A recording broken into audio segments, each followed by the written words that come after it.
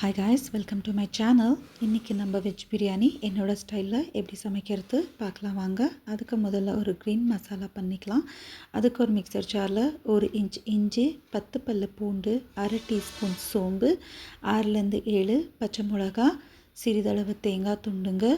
இது கூட 1 இன்ச் சக்கை, 5 லவங்கம், 2 ஏலக்காய், ஒரு கைப்பிடி அளவு கொத்தமல்லி, ஒரு கைப்பிடி அளவு புதினா, சிறிதளவு தண்ணியை ஊற்றி நல்லா ஃபைன் பேஸ்ட்டாக ருப்பிக்கங்க.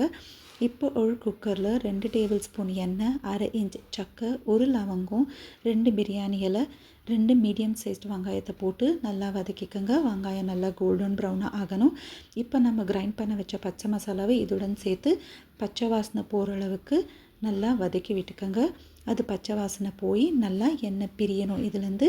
இப்போது ஒரு மீடியம் சைஸ் தக்காளியை போட்டு அதுடன் அரை டீஸ்பூன் மஞ்சத்தூள், தேவையான அளவு உப்பு சேர்த்து நல்லா ஒரு 2லேருந்து 3 நிமிஷம் வரைக்கும் வதக்கி விட்டுக்கோங்க. தக்காளி கொஞ்சம் சாஃப்டாகிற வரைக்கும். இப்போது இது கூட தேவையான அளவு வெஜிடபிள்ஸை சேர்த்துக்கோங்க. நான் இன்றைக்கி பீன்ஸ், கேரட், காலிஃப்ளவர், நூக்கோல் தான் சேர்த்துருக்கேன்.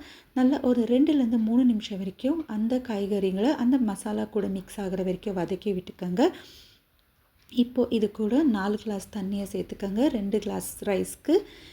இது கூட வேக வச்ச சோயா சங்க்ஸையும் இது கூடவே சேர்த்துக்கோங்க. இப்போது ஊற வச்ச அரிசியை இதுடன் சேர்த்துட்டு நல்லா ஒரு 2லேருந்து 3 நிமிஷம் வரைக்கும் நல்லா மிக்ஸ் பண்ணி விடுங்க. இப்போது ஒரு மூடி போட்டு நல்லா ஒரு 3 விசில் வரைக்கும் வேகட்டும் விடுங்க. 3 விசிலுக்கு அப்புறம் எம்மியான வெஜ் பிரியாணி என்னோடய ஸ்டைலில் ரெடியாக இருக்குது.